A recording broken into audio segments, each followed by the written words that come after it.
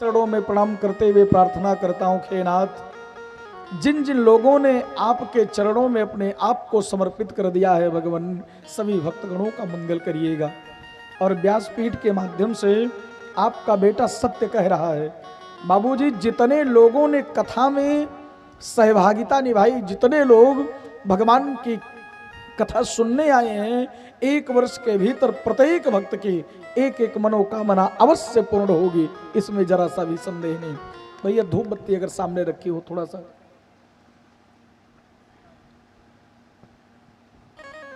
भगवान की कृपा अनंत है, भगवान की माया अनंत है। देखिए आप लोग तो आते आ ही रहे हैं रोज, ऐसे भगवान के परम भक्त जिनके ऊपर भगवान की अनन्य कृपा हुई है, और अनंत कृपा होने के बाद प्यारे भक्तों आपने सूरत में भी कड़ोदरा स्थान पड़ता है, आपने वहां पर भगवान प्रभु राम जी की पावन कथा करवाने का सौभाग्य प्राप्त किए हैं। ऐसे हम लोगों के मध्य में हमारे भैया श्रीमान सुमेर भरद्वाज जी का पदार्पणों में चाहूंगा भैया के लिए एक बार जोरदार ताली बजा करके अभिनंदन। और अपने माता पिता के साथ पधारे हैं। कह रहे थे गुरु जी अम्मो बाबू को भागवत सुनाना है, हम कहे जल्दी अवसर आई, चिंता मत करिए। और आपने जब कथा करवाई थी तो आपका ये बेटा सनातन संस्कृति की रक्षा के लिए अयोध्या की पावन भूमि कुचेरा और गहनागन के बीच में एक टड़िया गांव है, जहां पर श्री राम आर्ष गुरुकुल विद्यापीठ की स्थापना होने जा रही है। कार्य प्रारंभ हो चुका है, 2027 में विद्यार्थियों का भी प्रवेश उसमें हो जाएगा। और अयोध्या का नहीं, पूरे पूर्वांचल का और अवध का पहला ऐसा गुरुकुल बनने चल रहा है जहां वेद व विज्ञान दोनों पढ़ाए जाएंगे। आपका बेटा विवेकानंद भी बनेगा, राम भी बनेगा, कृष्ण के पद चिन्हों पर चल करके अपने जीवन को कृतार्थ करेगा, आवश्यकता पड़ी तो इस वसुंधरा के लिए अपने प्राण को समर्पित कर देगा। और अगर आप लोग चाहेंगे कि आपका बेटा डॉक्टर बने, इंजीनियर बने, प्रोफेसर बने, तो आपका बेटा वह भी उसमें पढ़ करके बनेगा। यानी कि दोनों विद्याओं का समावेश है। बच्चों को पढ़ाइए, लेकिन अगर संस्कार नहीं मिला तो चाहे जितना अध्ययन करा दीजिए, कोई अर्थ निकलने वाला नहीं है दादाजी। तो ऐसे गुरुकुल विद्यापीठ के लिए आपने कथा करवाई थी और आपने 1 लाख रुपए का योगदान दिए थे। एक बार मैं चाहूंगा भैया के लिए जोरदार ताली बजा करके अभिनंदन। और सूरत के भक्तों ने अपार प्रेम लुटाया है, मैं इसका वर्णन नहीं कर सकता हूँ। बहुत स्नेह, बहुत प्रेम।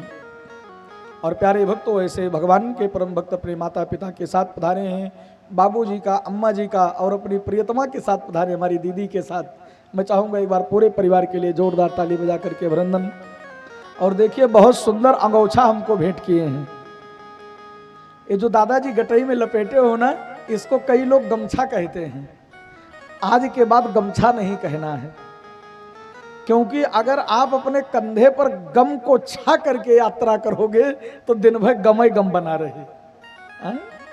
गम छा अगर आपने कह दिया बिटिया से, ए बिटिया वो हमार गमछुआ तनकी लावा, बस बिटिया दौड़ तो करके गमछा लाएगा, बाबू कंधे पे गम को छा लिए और चल दिए, तो दिन भर सुख का अनुभव नहीं मिलने वाला है।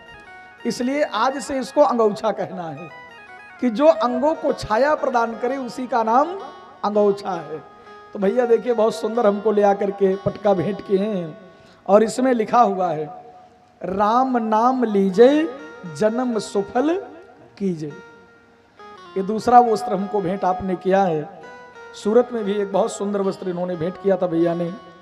और प्यारे भक्तों, भगवान की माया जब होती है तभी भगवान के कार्यों में लोगों का धन भी लग पाता है, नहीं तो कलयुग आकर के मस्तिष्क में बैठ जाता है, अरे पगला ई काव करते हैं थे, बिना मतलब के कहाँ रुपया लुटा रहे हो तुम, अरे ये पैसा बैंक में जमा कर दोगे तो ये लाभ होगा, आनंद आएगा जीवन में।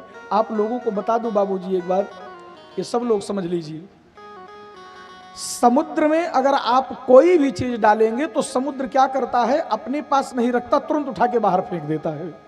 यानी कि जो भी आप समुद्र में फेंकोगे, समुद्र अपने पास नहीं रहा है बहुत विशाल, लेकिन अपने पास नहीं रखता, क्योंकि वो स्वतः इतने बड़े खजानों का भंडार है कि उसको अन्य किसी की सामग्री लेने की आवश्यकता ही नहीं है, उठा के तुरंत बाहर फेंक देगा। उसी प्रकार से ये प्रकृति है। प्रकृति ने एक नियम बनाया है कि मानव तन जो मिला है, इस मानव तन में जो आप प्रॉफिट करो, इनकम करो, कमाओ, कर्म करते हुए, धर्म करते हुए, अगर आपने 100 रुपया कमाया है तो उसमें का दशांश दान कर देना चाहिए। कितना माता जी? 100 रुपये का 10 रुपया। लेकिन मैं तक कहता हूं कि कलयुग में नाना प्रकार के कार्य घर में पड़ते हैं, तो 100 ना कह पाओ तो 1 तो कर ही दो। और विश्वास मान करके चलिए, जिस प्रकार से समुद्र सारी की सारी संपदा जो फेंकी जाती है उसमें उठा के बाहर कर देता है, उसी प्रकार से जो प्रकृति है, जो नियम बनाया है, अगर आप दे दोगे तब तो ठीक, नहीं तो खींच के ले लेने वाली है। और कहाँ लेगी? अगर धर्म में लगा दिए, पुण्य में लगा दिए, किसी कन्या का विवाह हो रहा है, आपने उसमें धन को लगा दिया, कोई बच्चा फीस नहीं दे पा रहा, आपने उसके फीस में लगा दिया, कोई दुखियारा है दवाई नहीं करवा पा रहा, आपने दवाई करवा दिया, जैसे आपका बेटा गुरुकुल बना रहा है, आपने अपने कमाए हुए धन को गुरुकुल में कुछ लगा दिया, तो निश्चित मान करके चलिए मंगल होने वाला है। और जो लोग धर्म ना करके केवल पैसा इकट्ठा करते हैं, प्रकृति अपना अंश ले लेती है। और अगर धर्म नहीं करोगे तो कौन से रूप में लेती है बाबू जानते हैं? दवाई में और या तो लड़ाई में। किस में लेती है पैसा वो? या तो दवाई में या तो लड़ाई में। यानी कि दवाई में लग गया तो फिर दवाई होना प्रारंभ हो जाएगी, वो प्रकृति अपना अंश लेगी। इनके प्रकार 32 वर्ष की आपके लाला की आयु है, आज तक एक को इंजेक्शन नहीं लगा है। ये भगवान की कृपा है। मैं भी दान करता हूं, जो आप लोग देते हो ना, प्रत्येक कथा जब होती है तो एक कन्यादान मैं करता हूं। जिस दिन माता रुक्मणी का और भगवान कृष्ण का विवाह होता है, जब सामूहिक कथाएं होती हैं, तो ये प्रत्येक समय से चला रहा है। यूट्यूब पर आप सर्च करेंगे तो आप देखेंगे, पाएंगे। तो जीवन में जितना आप कार्य करेंगे, कम से कम 25 से 30 बच्चों को आपका बेटा अयोध्या जी में पढ़ा रहा है, उनकी फीस स्वतः भरता हूं, उनके माता पिता को नहीं देने देता हूं। जो आप लोग देते हैं उन बच्चों की फीस में जाता है पैसा, ये जीवन उसमें लगा हुआ है। इसलिए कोई रोग नहीं पकड़ता है, क्योंकि आ रहा है तो जा रहा है, नहीं जाएगा तो प्रकृति अपना अधिकार आपसे छीन लेने वाली है, वो कभी भी छोड़ने वाली नहीं है। इसलिए शास्त्र में वर्णन है, अगर निरोगी काया को प्राप्त होते हुए कोर्ट कचहरी मुकदमा के चक्कर से बचने के लिए अगर आपको कोई उपाय करना है तो दान करना है, पुण्य करना है, धर्म करना है। क्योंकि कहा गया है, वेद श्रुतियां कहती हैं, उभया हस्त्याभर, हे मनुष्य तू दोनों हाथों से दान कर। और एक बात ध्यान दे लीजिए, कई लोग सोचते हैं कि जब चौथापन आएगा मत तब दान करेंगे। जैसे 7 दिन के लिए कथा भागवत की प्रारंभ हुई बाबूजी, 5 दिन बीत गया ना, 2 दिन और रह गया, कल परसों। ऐसे हमारा जीवन भी बीतता जा रहा है। हाँ? नन्हे से थे, पहले गर्भ में आए, उसके बाद नन्हे हुए, जन्म हुआ, धीरे धीरे वृद्धि होती गई, और आपके सामने बैठा हूं, सबकी स्थिति बदलना प्रारंभ हो जाती है। इसलिए जीवन में कभी भी समय की प्रतीक्षा नहीं करना है।